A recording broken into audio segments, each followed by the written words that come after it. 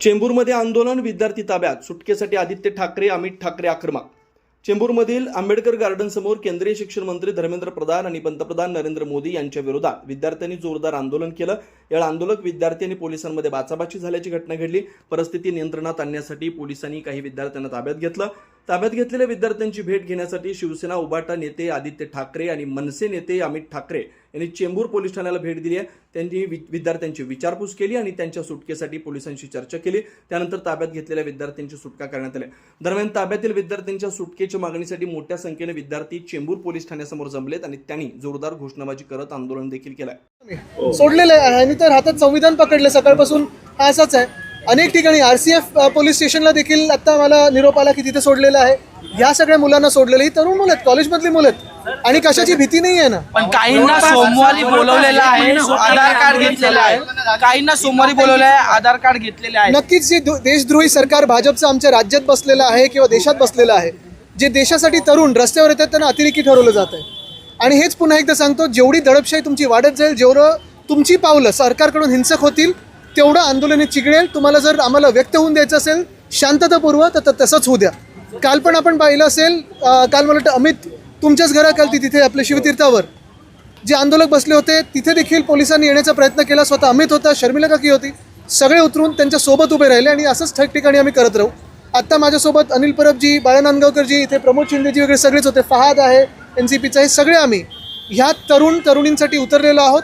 हे कुठच्याही पक्षाचे नाहीत, जातपात धर्माच्या पुढे जाऊन तिरंग्यासाठी आणि देशासाठी, सोनम वांगचुकसाठी, अभिजित दिपकेसाठी आणि महामानव डॉक्टर बाबासाहेब आंबेडकरांनी जे दिलेले संविधान आहे त्याच्यासाठी पुढे आलेले आहे। सामूहिकरित्या तुम्ही आंदोलन करत संदर्भात तात्काळ सुनावणी घेण्यास नकार दिलेला आहे। बघा आता काय अर्जन्सी आहे हे आम्ही ऐकलं काल आणि आज पण त्यांनी तेच सांगितलं। आणि ह्या काय अर्जन्सी आहे अशी आमची पण केस गेले 4 वर्ष चाललंय। त्या काय अर्जन्सीमध्ये आहे हे पाहता पाहता 4 वर्ष निघून गेली, लोकशाहीचे बट्ट्याबोळ झालेला आहे, अनेक पक्ष फोडले गेले, पण काय अर्जन्सी आहे।